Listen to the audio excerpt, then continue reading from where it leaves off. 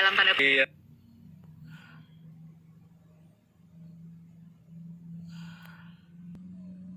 Ada Danilo Petrucci. Iya.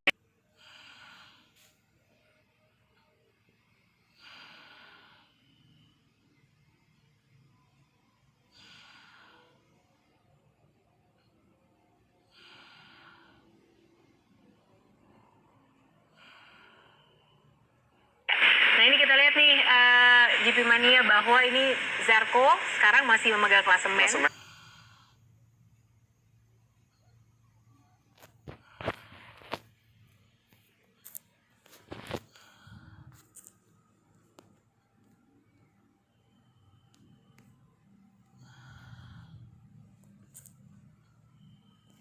Dulu aku sering sebel, sering dapat panggilan dari nomor yang nggak dikenal, dapat SMS tipu-tipu hadiah lah, undian.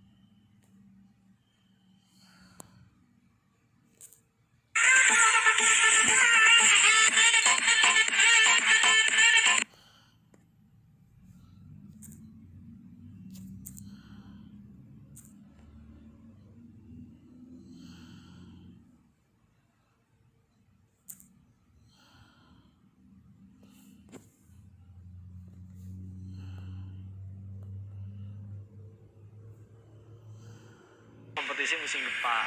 Oke, Fabio Quartararo nih pilihan bannya medium hard. Jadi memang kayaknya panas banget ya. Karena ini udah 39 jam dan pihak Selang itu sempat mengatakan kalau 20 itu benar-benar rendah, 25 sampai 30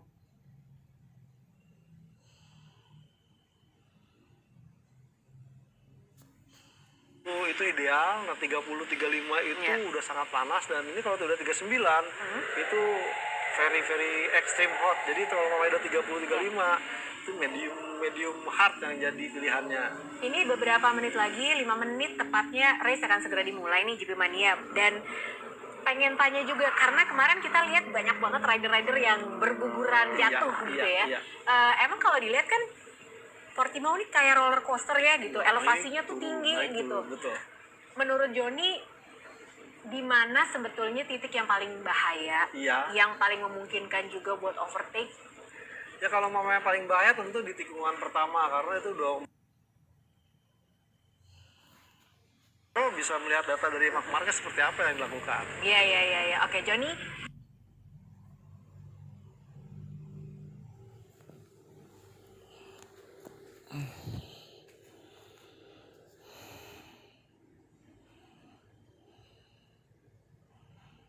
Menanti kedatangan Mark Marquez hari ini, akhirnya dia kembali lagi, dan kita akan langsung saja bergabung dengan sirkuit Portimao untuk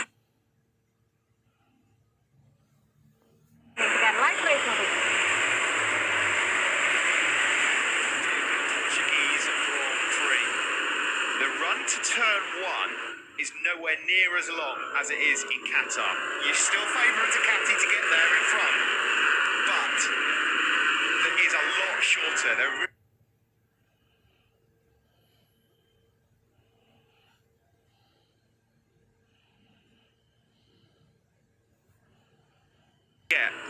brilliant start for him to still lead out front, and that could be a crucial part of the race. Zarco and Miller know if they make the start with the Catty's famous launch control device, they can well do a Bologna 1-2 going into that first corner. And then that puts pressure on Quartararo and Rins to make something happen. As to the hard, can you tell us what you see happening in the race today, tyre-wise? Yes, in the grid, because the temperature went up, because the sun, so the track temperature is 43 degrees. The last change is Yamaha, Viñales and Morbidelli, they changed to hard rear. So now we have 3 Yamaha with the hard rear, the 4 KTM with the hard rear, and all the rest with the medium rear. So we see that both tires, they are performing very well. It's just a changing on handling in the feeling. We have to see at the end of the race which one was the best choice. Piero, thank you. Good luck. Yeah, You're welcome. Thanks very much, Simon. Thanks to Piero Tommaso. It's interesting, isn't it? Very interesting indeed. Marc Marquez returns. His first race in 265 days. It was 9 months ago today. That crash in Jerez. There's always action guaranteed in Moto GP. It's on the way next. A bold move from Yamaha, Matt. Yeah, and it looks like as well, Michelin releasing some information. Valentino Rossi as well has switched over very, very late on to the hard rear tyre. So all Yamahas, it looks like, information we'll be getting in the commentary box, that they have all switched over to that hard rear tyre. It's going to be all about the start, isn't it, for Zarco and Miller. Zarco third, Miller fourth. Can they make it at the Catty 1-2 on that plunge down the hill into the first corner? 130 beats per minute for Quartararo there. Mine's about double that already. Again, there's a bit of a delay on the grid here for the MotoGP riders, but it looks as though we're set to go. Lights out in Portugal, a very good start. Fabio Quartararo and Alex Rins as well, but as we shoot down to turn 1, Rins has it, but here comes Zarco. He leads into turn 1. Quartararo drops to 4th because Marquez is up to 3rd. Great start by Marc Marquez, and he's up to 4th place already, trying to find a way through on Jack Miller into turn 3. It's getting very, very tight. Zarco's out wide into turn 3, and has Alex Rins been able to find a way through? No, Zarco holds the inside line. Marquez is up to 3rd already. What a start from Juan Mir as well, number 36. Look at him. He's up alongside Pecco Bagnaia. It's Zarco that leads into turn 5. Marquez sits up Jack Miller, and goes through into 3rd again. Yeah, and that also cost Miller a place on Mir as well. He had to run out wide off the dirty part of the track into turn 5. Couldn't squeeze the power back on the hill. So Mir, also great charge. He's recovered from 9th to 4th already. Brad Binder is up to 8th. 6 or 7 corners into the race. Maverick Vinales had an absolute nightmare. Vinales started 12th. He was 19th through the first sector. He's now 20th. Goodness. Start for the Moto GP Yamaha. So Quartararo on pole. He's going to come over the line 5th or 6th. And Vinales has only got Savadori behind him. Zarco does lead across the line then as he's at the end of lap 1. Fabio Quartararo from pole already has work to do. He's in 6th place. He dropped 5 places. Tight Pecco Bagnaia trying to recover up some ground on the brakes in the first corner. No way he was going to make.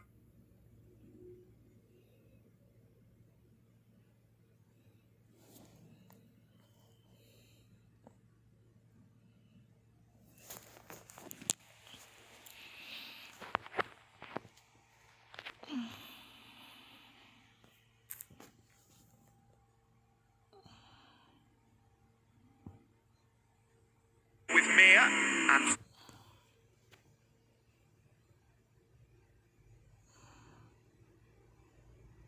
in this Grand Prix, we're not even completed 2 laps. keeping good company there. Luca Marini is in 10th.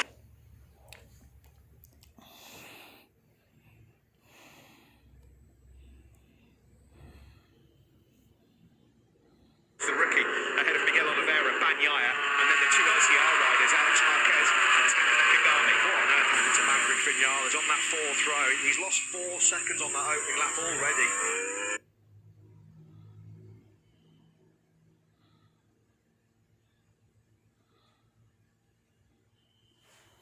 On board with Rins, looking up towards Zarco. He said he wanted to lead. Oh, there's a move there from Alicia Spargo.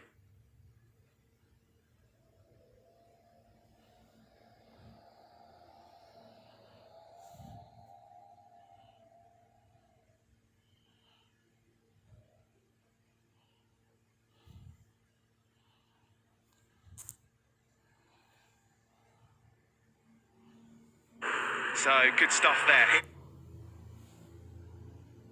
Any close on the Suzuki. Alexis Spargo did well to get through on Marquez, but he did. Here's Miller coming from a long way back into turn 5 on Fabio Quartararo. He was in wide, and he's already had to yield that place straight back, so it was a brief trip into the top 4 for the Aussie. Zarco can't shrug off this interest from Alex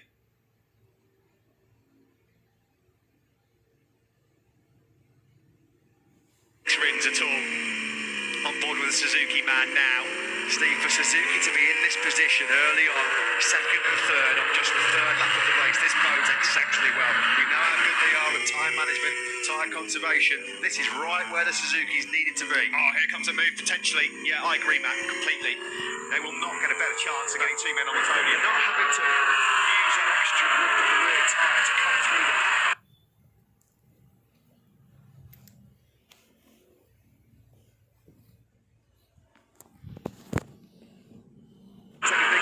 Rins thought about it on the inside of turn number 13. He's got the inside line. There's not quite enough room for him to take the lead. That was so close. How on earth did they not make contact there? Well, that just shows how tight the Suzuki can turn and the Ducati going into that turn 13, doesn't it? Thomas Spargo is in real trouble. He's dropped down to 17.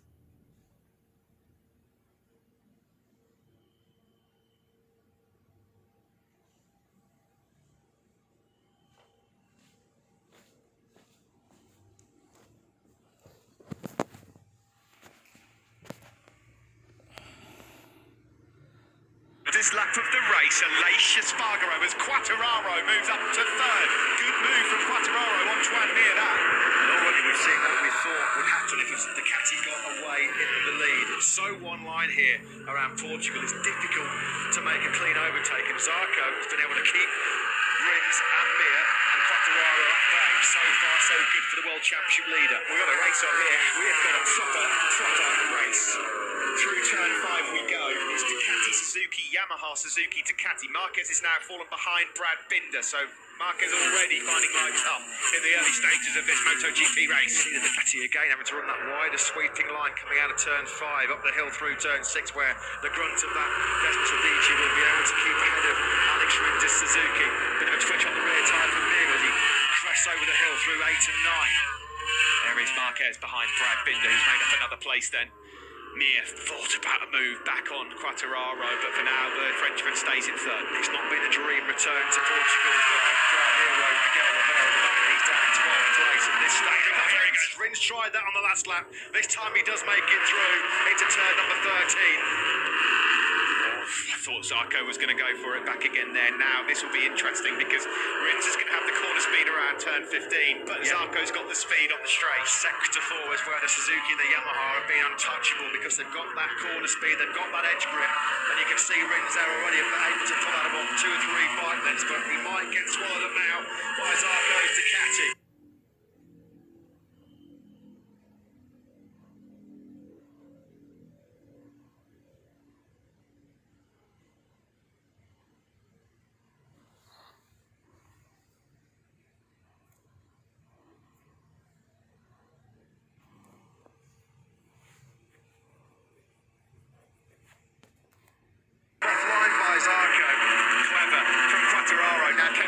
Slipstream of Rins, he can. As we cross the line then to complete lap 5, it's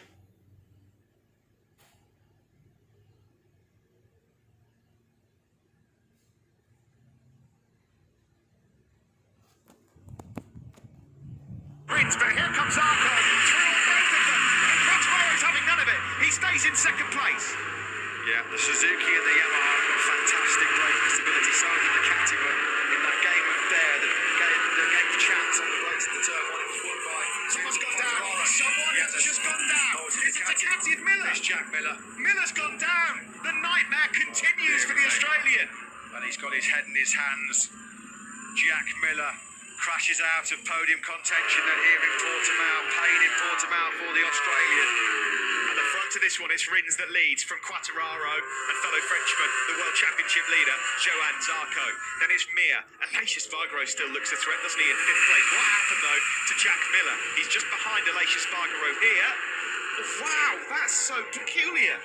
What happened there? Such an unusual crash there for Jack Miller. Such an unusual crash. You can see why he had his head in his hands.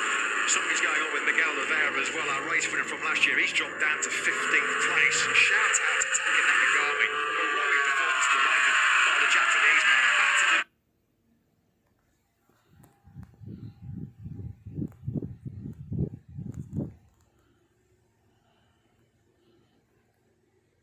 bruised to the absolute extreme. Not an inch of his body is not without incessant pain, and he's in the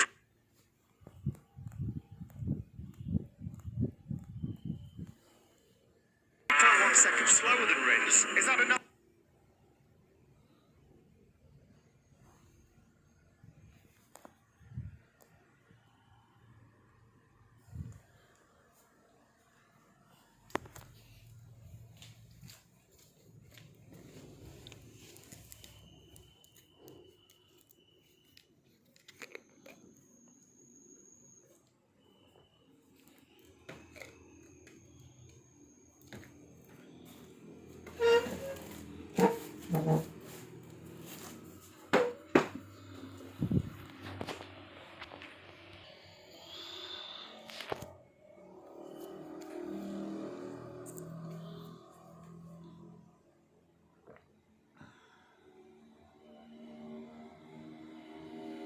Still in the top 10, gaining some gold experience there, isn't he? The rookie. Great job by him. Valentino Rossi down in 12th place.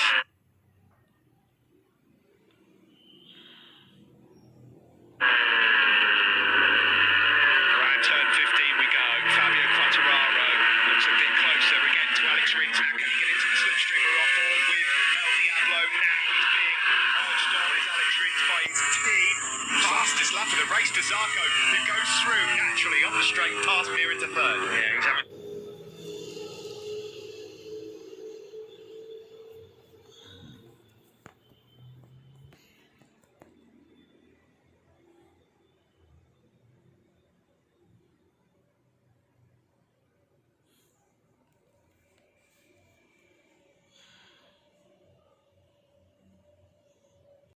got his head down and did those 4 155 ones in succession.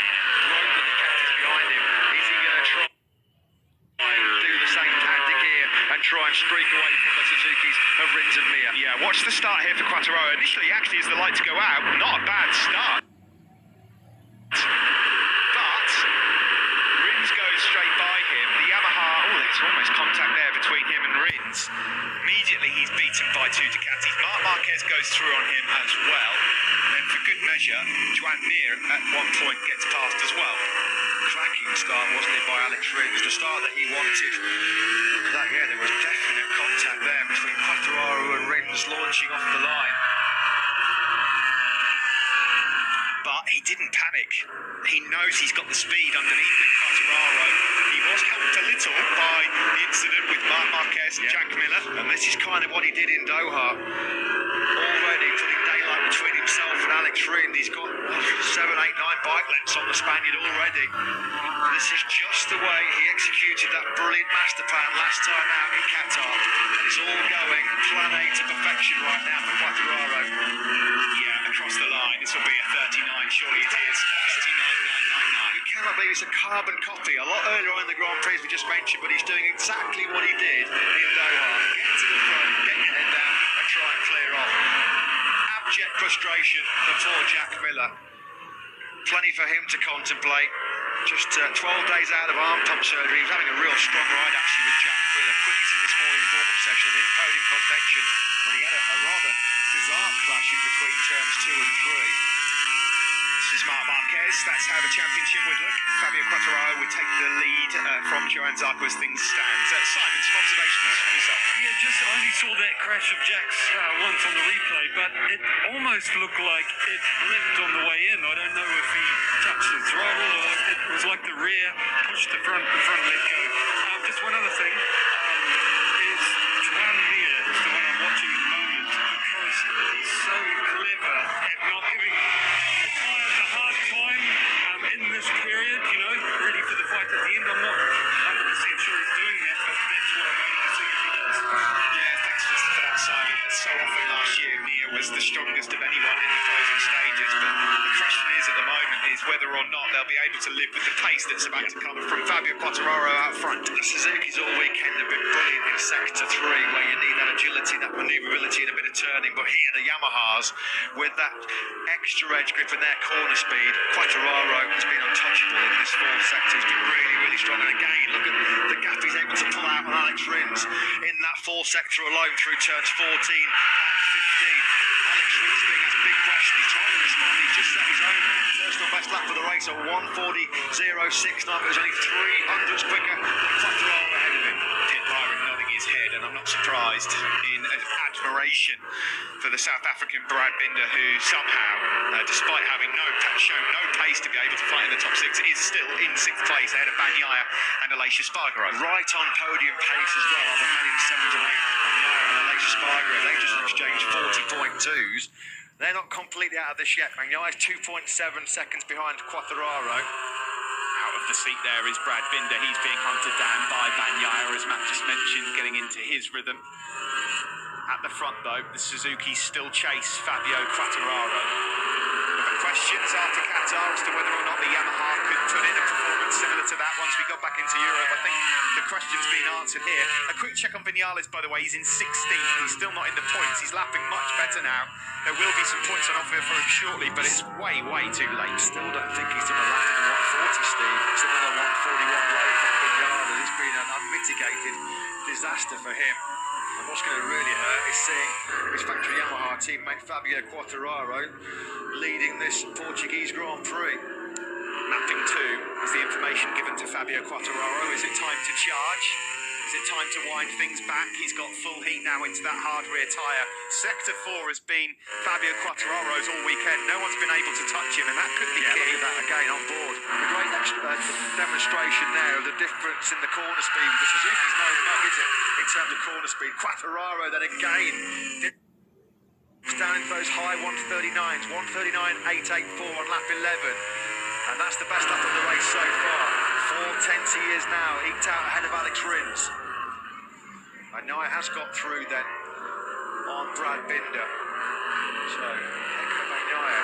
Next in his eye line is his VR46 Academy colleague, Franco Morbidelli. This has been a really good charge through the pack by Bagnaia. Might have been a different story had he qualified on the front row. He not had that stunning all-time lap record at the end of Q2 yesterday, wiped out for the yellow flag infringement. Of course, the big crash Miguel Oliveira at turn 9, that curtailed Bagnaia's pole celebrations. Interesting for Aleix Espargaro, Matt. The same sort of situation as Qatar, where in the early laps he just gets bullied out of a few places, but then he comes on strong again in the closing stages. And at the moment, you've got to say, Joan Mir just struggling to go at the moment with Quartararo and Rins ahead of him. There's nothing between their lap times, but we can just see on this lap in particular, that gap actually between Rins and Mir has gone up to over a second for the first time.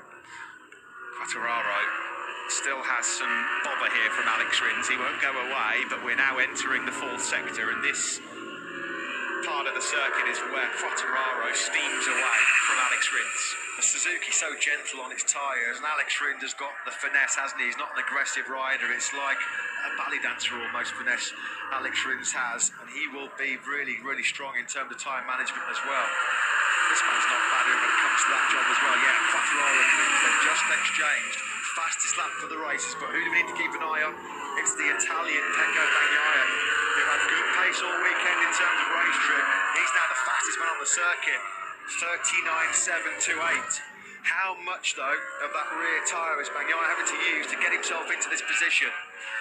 You're right about Joan Mir as well, Matt. He's just coming under a bit of attack again now from Joan Zarco. Yeah, well, when you look at the gap between Rins and Mir on that last lap, it was a big one. Mir a 40.3, Rins a 39.7, so 6 tenths the gap that Mir lost to his teammate on that last lap alone. There is Bagnaia, then the fastest man on circuit, arguably the fastest man yesterday as well, but look how much he's been able to gap Binder and Aleix Espargaro, Steve. Once he got through on the KTM man and the Aprilia man, he's been able to check out from those two really, really quickly. great onboard shots of this undulating circuit in Portugal. On board here with the Suzuki of Alex Rins looking up to Quartararo. I've got to say, to be fair to him, Valentino Rossi's doing some pretty impressive lap times at the moment. 140.4 over the line last time for the Doctor. Well, that was only a tenth slower, less than a tenth slower than Joan Mir in third place. Yeah, but what can you do from 17th on the grid? No, but the good news is that At least he's got some speed, yeah. half a second in terms of race pace there, because yesterday he couldn't get into anywhere near the mid 140s. They've obviously found the magic wand set up on Sunday yet again, haven't they? And turn 15 we go. There will be 12 laps to go. We've reached the halfway point of this race in Portugal. Yeah, quite clearly there from that outside of turn 15 shot. At the moment, this is becoming a two-horse race between Fabio Quartararo and Alex Rins. 39.6. Brilliant. Joan Mir's going to have his hands full hanging on to that podium finish. He's the first Moto GP World Champion to start the defence of his title without a podium in the first two since the late great Nicky Hayden back in 2007. He won't want to make it three in a row. He threatened this in 2019 in his rookie season, did Fabio Quartararo. He was just missing that little bit of experience last year. Didn't go to plan, but this is a turbocharged Fabio Quartararo. Yeah, and conventional wisdom would suggest that, yes, we know how good the Suzuki is at managing the tyres, but Fabio Quartararo should have the better endurance, having plumped on the grid late on for the hard rear compound. Particularly in these temperatures. It feels like definitely it's the hottest temperatures we've had all weekend. Michelin did say if the track goes over 35 degrees, then the hard rear tyre certainly does come into play. I have to say, give a shout out to Taka Nakagami as well, the battered and bruised Japanese rider who's just set his fastest lap of the race. He's just one place behind Valentino Rossi. Well, he's lapping at the same pace as his teammate Alex Marquez. He's a little bit further on the road in 10th. Hello, Capinotti, Pramac Racing team principal, keeping an eye on Johan Zarco, the championship leader. He won't be the championship leader as things stand. The checker flag went out, but Zarco is closing on this man, Joan Mir. Credit to Zarco. He got himself into the high 139s on that last lap himself. 39.884 was a PB lap for the Frenchman. But he's not going to be able to run the corner speed of the Suzuki through that final corner. Can he get the rear tyre hooks up enough to attack him off the start finish run? You bet he can. There's your answer. That's a fairly emphatic one, isn't it? Quartararo and Rins yet again. Exchange fastest laps of the Grand Prix. 39.654 for Quartararo, immediately bettered with a 39.598 from Rins. Zarco made the Suzuki look like a Moto 2 bike then on the start-finish straight, so the World Championship leader moves up onto the podium again. That's so demoralising, is it, for Joan Mir, having to work so hard in the twisty sections of Portugal just to try and keep that position. And Zarco, just with the free time, winds that Ducati up, pins the throttle and just blitzes on by like Mir standing still. Alex Rins is keeping the pressure on Fabio Quartararo at the front of this race at the moment. Well, that's all he can do, isn't it? That is all he can do. Try and force the Frenchman into some kind of an error. At the moment, it's been picture perfect for Fabio Quartararo. He has not looked like making that mistake, which will give Rins a chance to snatch the lead back. How important it was, those starts of the Suzukis, to get themselves in prime positions from the word go. Vinales is now lapping in the 140s. Better late than never, but it is far too late for him to have any impact on this Grand Prix. Someone's gone down. There's been another crash. Someone has fallen out of this race. Who's crashed out of the Portuguese Grand Prix? Because we heard just something then. I think Rossi's gone down. It is. Valentino Rossi has crashed. What a shame for him, because it just hit some decent pace. He'd just taken his brother Luca Marini for 12th. At the start of this Grand Prix, we had three sets of brothers involved. Marini and Rossi, the Marquez boys and the Espargaro brothers. We've now only got one full set of brothers left in the battle. That's the Marquez brothers. But at the moment, the 9th and 10th. Bagnaia closes on his academy pal, Franco Morbidelli. It's a matter of when, not if, that the number 63 goes through. When you look at Rossi's recent records, Steve, now that's just 12 points scored in his last 9 races. Very, very worrying times. Valentino Rossi. I think he'll be pleased to get out of here. Jerez is a circuit he adores, and let's hope that he can put in a better showing now. Of course, on the podium in Andalusia last year. But riding here with Pekka Bagnaia in 6th. There's a gap then back to Binder in 7th. Aleix Espargaro behind him. Marc Marquez, to his credit, at this stage of the race, is still inside the top 10. And he's lapping in the low 140s. Not bad at all. Yeah, Franco Morbidelli's getting a hurry up as well. Let's see what happens to Valentino Rossi. Turn number 11 is going to catch out the doctor. Tips it in. Incredibly early, didn't it? Yeah.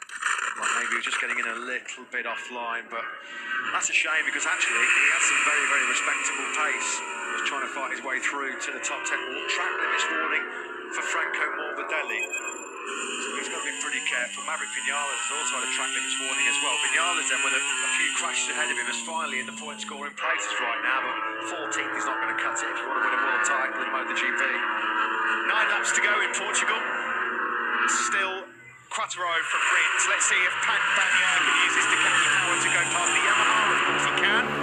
And through he goes. Bagnaia up into 5th place now. Luxury position is on one of those Ducatis because you don't have to take the risk that the other riders do to make your passes on the brakes going into corners, which puts you in that really precarious zone when there's front tyre wear coming to the extreme now at this stage of the Grand Prix. As long as you're close enough to get over that crest and attack, it's just like you said, free time. You don't really have to put in much effort. As long as you click the right gears and get the throttle pinned. The Ducati makes it look so easy with that brute horsepower they have.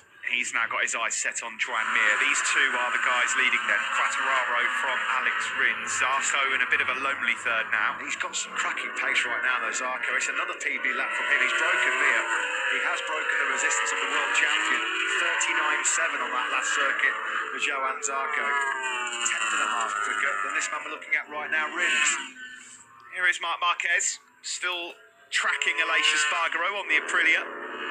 Yeah, Marquez has just crossed the line to the 40 flat, which when you consider his physical condition, the length of time he's been out of the saddle on that Repsol Honda, it's 518 long days since Marc Marquez actually saw a checkered flag in the MotoGP World Championship when he was victorious in Valencia way back in 2019. That will be mission accomplished. He'll want to get a real good test on where he's at with that recovering right arm over the full race distance here today.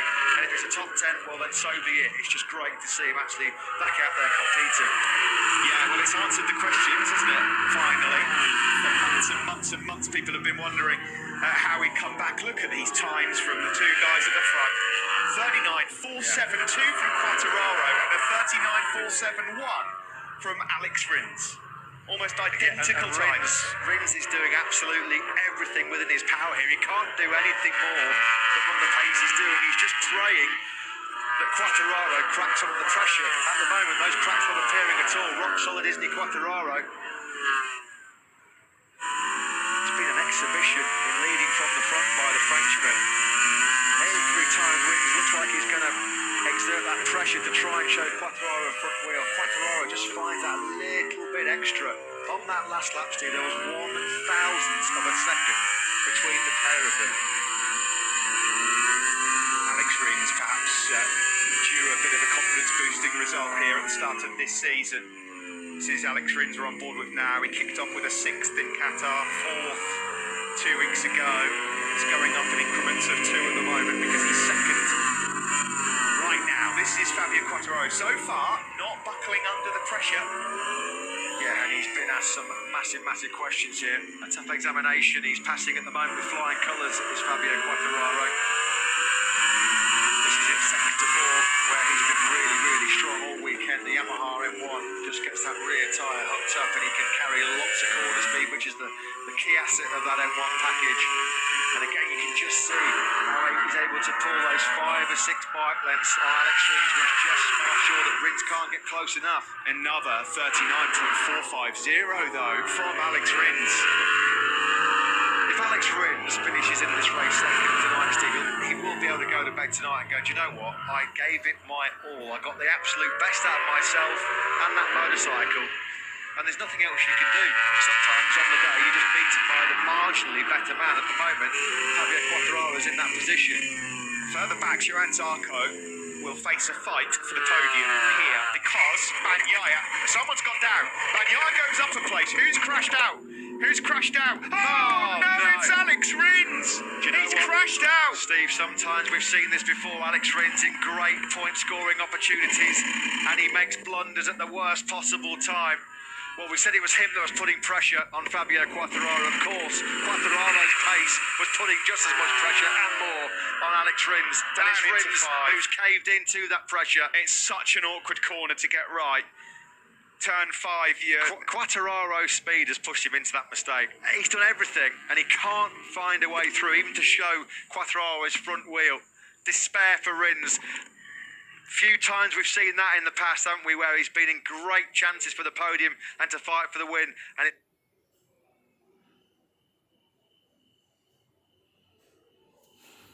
Pole position, he's definitely going to be contemplating what might have been, isn't he?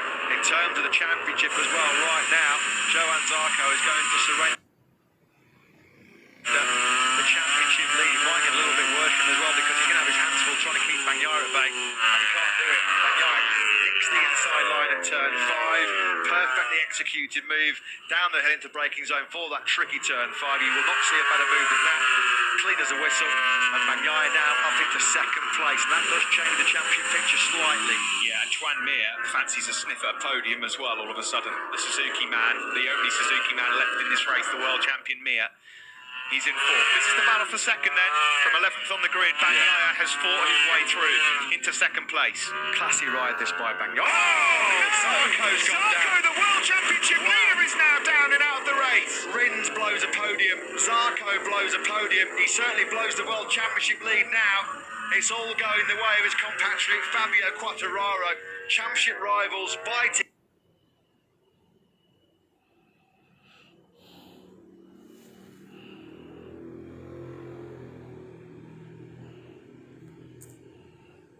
Nutrition this weekend in Portugal. Pretty forgettable weekend then for Pramo Ducati. No Jorge Martin after his high-speed spill yesterday, and that front went really quickly, didn't it, from underneath Johann Zarco. Mir did really well actually not to get sucked into that one, because it's ever so easy to be distracted. That went so quick on Zarco. He wasn't expecting that, was it? It was almost like a crash in the rain. Fastest man on circuit at the moment is Aleix Espargaro. He did this in Qatar as well. It's a bit too late. He's in 6th place as a result of these crashes up ahead of him. Marc Marquez is now in 7th behind him. Alex Marquez is 8th. Nakagami is in 9th place. Well, Here is... well, I don't know what to say about Alex Rins. I agree with you, Matt. It's happened all too often. Well, but look at two this. big men in this race have said goodbye to great podium opportunities. Yeah, it's a bit of deja vu, isn't it, for this man, Alex Rins. You've got to give him so much credit to Fabio Quartararo, because he was putting Rins in this kind of position. Tiny mistakes, small, fine margins in Moto GP this year. Shinichi Sahara and Ken Kawachi leading management down to Suzuki. They cannot believe it, can they? And he's absolutely livid with himself, isn't he, Alex Rins? 20 points, potentially 25 have gone begging here in the Portuguese Grand Prix, and he is absolutely inconsolable. Some big names who crashed out of this race. Jack Miller, Valentino Rossi, Alex Rins, Johann Zarco. Oliveira crashed and remounted as well. Survival of the fittest here in Portugal. It's all this buts, wants and maybes, but you've got to feel if Pecco Bagnaia had qualified on that front row, he may well have been right at the sharp end of this race as well, with the likes of Quartararo and Rins, before Rins just bailed out on the factory Suzuki.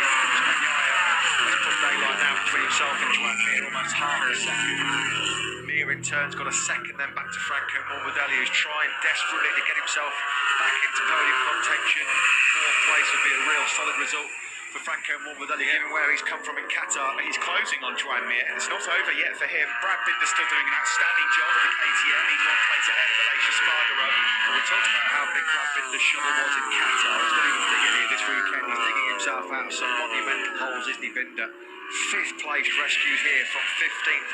And it's not been well, Zarco and Rins have gone down in front of him, but he's had to do an awful lot of work to come through the pack. The perfect start to the year in Qatar, unfortunately, comes down for Johann Zarco. Let's have a look now from the helicopter view. Is he offline at all? The front end was just moving around a touch, wasn't quite settled. Never got settled coming through turn 9, did it? Ducati. Well, as we mentioned, it's been a very punishing weekend for Pramac here in Portugal with Jorge Martin sidelined through injury.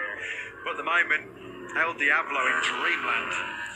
Further back, the leading rookie is Enea Bastianini again. He does this so often. I say so often, it's only his third Grand Prix, but he comes on strong in the latter stages of races. The rookie is 9th now. He's gone ahead of Taka Nakagami. Vinales is 11th. Luca Marini 12th. And then it's Petrucci, Savadori, and Lacquona at the moment taking the final point. How on earth is Taka Nakagami riding inside the top 10? Yes, there's been fallers in front of him. How on earth has he even started this Grand Prix? His pain threshold off the scale. Morbidelli can definitely smell a podium. Again, he's faster than Joan up ahead of him. The Petronas Yamaha rider. This would be the perfect remedy to a grim start to 2020 Just saw a Qatar. marshal there in the background as well, coming to the fence with a Brazilian flag. They perhaps feel like Franco Morbidelli's phoning in a podium here as well. That might just give a bit of motivation to Frankie. Is he going to be dancing the samba on the podium? It would be quite a scalp, wouldn't it, if he was able to wrestle a podium place away from the world champion, Juan Mir. South American roots, of course, for Franco Morbidelli. Having done all the hard work to come through the pack from 11th on the grid. Now, how much has that cost Pecco Bagnaia a rear tyre life right at the end of this race? Because Mir and Morbidelli are starting to reel him back in here. Yeah, that's the problem, isn't it? You can just see there's a lack of grip from the front as well. And I would not want to be trying to race the Suzuki and a Yamaha, Steve, through that final sector. You're not going to be difficult to overtake. But they're going to have so much better edge grip. They can perhaps latch onto the back of Bagnaia over the crest and then line up and move on the brakes down the hill. He's been very unlucky, hasn't he, so far this year, Pecco Bagnaia. He was unfortunate not to be on the podium again in the Grand Prix of Doha. He's found himself in a position on the grid today which I think most people in the paddock think is not unfair, but it's unjustified. There might be some late heartache coming his way here because he's going to have to do an amazing defensive job to keep Mir and Morbidelli behind him. Across the line, Morbidelli's the faster hand. Binder is also in the 139s on the KTM. Now, if Binder catches this group, it's too late, surely. You could just see him in the background there. What a ride for the South African. I can't say it enough. You cannot praise Binder enough. He manages on a Sunday to do what Rossi used to do. He finds, I think, an extra 50% from somewhere because his pace in this race is about a second quicker than I think his predicted pace was. It's been absolutely astonishing. Another good ride by Alexis Spargo on course for Aprilia's only their top six in their Moto GP history in the modern four-stroke era, of course. And what a ride. What can you say about the man out front at the moment as well, Fabio Quartararo? This is a very different young man that we're looking at the moment. Where can Mir pick his moment? Will there be a moment? Wanting to get on the rear tyre of Pecco Bagnaia, it's an entirely different proposition to find a way through. Who's that? Who is that on the left there? Is that Oliveira? Oliveira. Goodness me, I had a heart attack then. This is the battle for second between almost four riders. We're getting closer to the last lap of the race. Binder is just going to run out of time here, isn't he? Probably needed 2 or 3 more laps to get himself right in this podium battle. Digging deep himself here is Bagnaia, desperate to cling on to that podium. Let's check his advantage over the line as we start the last lap. You can forget about Fabio Quartararo. He's been untouchable today. Top FP3, top FP4, top pole position, and it looks like he's going to take back-to-back wins here then. Last lap started. Mir at 10 is just over behind Pecco Bagnaia. Franco Morbidelli desperately trying to hang in there as well. That 2-year-old Yamaha. Bagnaia, he's got the power underneath him, but he's going to come under intense pressure here from Mir and Morbidelli. Quartararo's live heart rate just came on screen. I thought it was going to say something else on there. There's that My heart rate shot up to 661 beats per minute. I thought it was going to go down Quartararo. yeah, same, absolutely the same. Through turn stations all 5 round. At the moment, Bagnaia still holds on. This guy has been fantastic. He did not panic in the early stages when it went wrong. He got into his rhythm. He forced Alex Rins into a crash. Quartararo is well and truly fired up in 2021. Can Mir solve the Pecco puzzle here and try and find a way through on the Italian? You've got to give an enormous amount of credit to Pecco Bagnaia because He really has produced an excellent last 2 or 3 laps. When the Suzuki got on him, he's close though, he's getting close. Does he fancy a lunge here, the world champion Joan, or is he going to hold on to the first podium of the year? The only place that he can really do it, Steve, is here into turn 13, but he's not going to be close enough. And now you do feel like that's it. Pecco Bagnaia should be able to defend that second place. Franco Morbidelli unfortunately looks like he's just going to miss out on the podium, but a welcome return to the top 6 for him. Here we go then, the checkered flag is being made ready. Mir is going to try everything, but ultimately it's the power of the Ducati that will elude him. Fabio Quartararo makes it 2 out of 2. Outstanding from the Yamaha man. Bagnaia from 11th to 2nd. Mir picks up his first podium of the year. An excellent ride from Morbidelli. Binder as well in 5th. Aleix Espargaro 6th, and the returning Marc Marquez will take that. P7 for number 93 ahead of his younger brother Alex, with Bastianini finishing in 9th. And this is a scrap here. Nakagami holds on to a top 10 ahead of Maverick Vinales. Well, as we said, El Diablo in dreamland. That was pure class, pure quality from Quartararo. Pushed Alex Rins into that mistake when he went down at turn 5. That left Quartararo comfortably clear at the head of the field. Back-to-back wins for the second time in his Moto GP career. And he seizes control of this MotoGP World Championship after big mistakes by Alex Rins and Johann Zarco. Great ride that by Pecco Bagnaia. Yeah.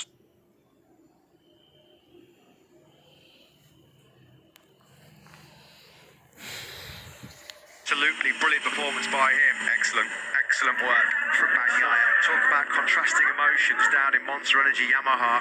Full of energy on one side with Quartararo victorious, but Maverick Vinales struggling down in 11th place. Let's go down and talk to the winning team manager Maya Meregali, who I'm sure was super impressed yet again with his man Fabio Quartararo. Simon.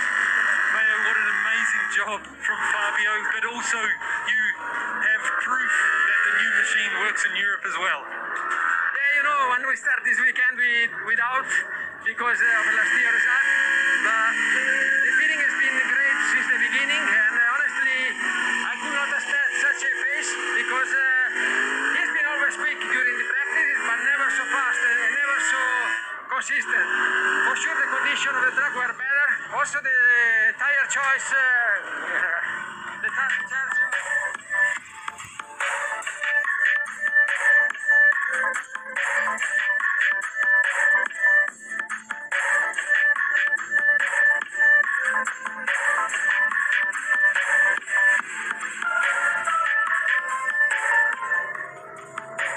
Berhasil membuktikan bahwa dia memang layak untuk jadi juara 2 kali back to back loh, ya kan? Dan Johnny pun juga membuktikan bahwa prediksinya hari ini tepat sekali.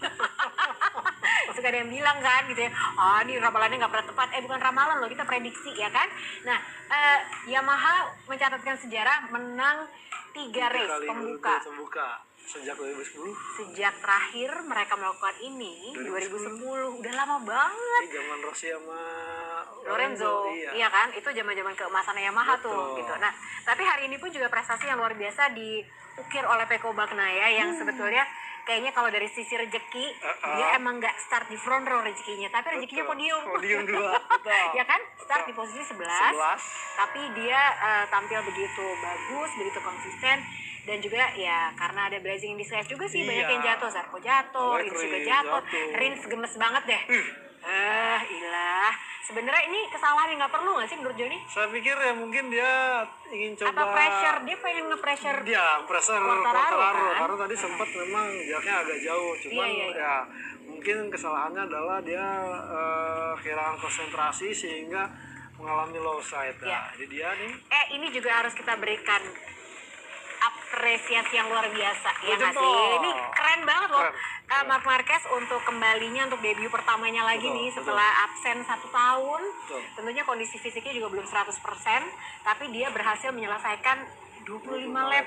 Bahkan di awal-awal sempat gerusukin kan, gerusukin Mir, gerusukin Zarco, meskipun akhirnya tadi sempat nyundul motornya Mir itu efek dari nyundul, belakang. karena memang sempat dia mengeluhkan bahwa ototnya itu untuk pengereman kadang suka lolos dari titik pengereman. Nah itu kejadian sehingga dia sempat mundur juga. Sempat melorot juga, tapi akhirnya dia bisa mengejar lagi dan finish di posisi 7. Dan ini luar biasa sih, Luar mudah-mudahan tidak ada isu yang dialami ya Yang ada oleh Mark komplikasi Marquez. baru, jangan Iya, sampai. benar. Amin. Karena kelihatan sih dia memang berusaha mati-matian untuk paling tidak dia bisa menyelesaikan race ini gitu ya. Betul.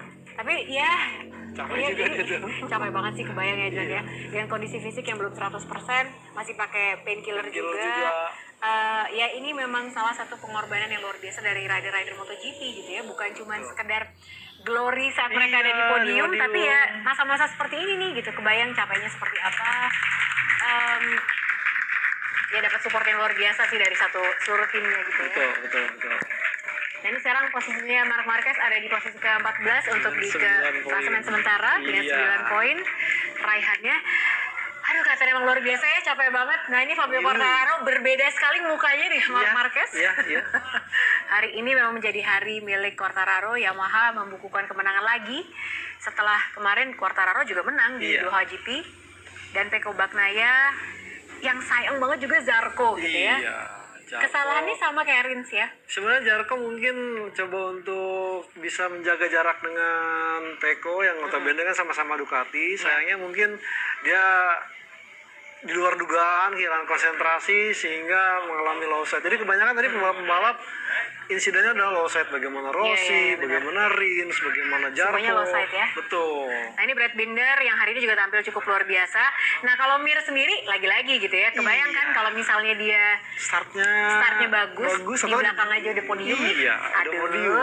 Bapak Mir ini loh luar biasa. Nah kalau misalnya Johnny melihat Alex Rins yang melakukan kesalahan seperti itu, dan dia memang tadi Johnny di awal acara sempat bilang dia sangat berambisi. Apakah mungkin memang ini juga salah satu faktor yang mendukung bahwa dia akhirnya jadi DNF hari ini? Ya, gitu. Karena ambisinya juga lagi kenceng-kencengnya nih gitu kan, mau ngelewatin Mir tentunya. Betul, karena kalau kita melihat tadi catatan waktu tercepatnya dari dicetak oleh Alex Rins. Artinya dengan komposisi ban yang medium-medium ini sebenarnya Alex Rins tinggal tetap mempertahankan ritme, mungkin baru di 5 terakhir melakukan tekanan. Tadi dia coba paksa, mulai Jarko dia ganggu, kemudian dia berhasil, dan sayangnya tadi adalah tadinya kita udah lihat dia sebetulnya kayak lagi menjaga ritme. gitu. Iya, kita coba dengarkan komentar dari Joan Mir berikut ini. 21. He's with Simon in Park Fermac.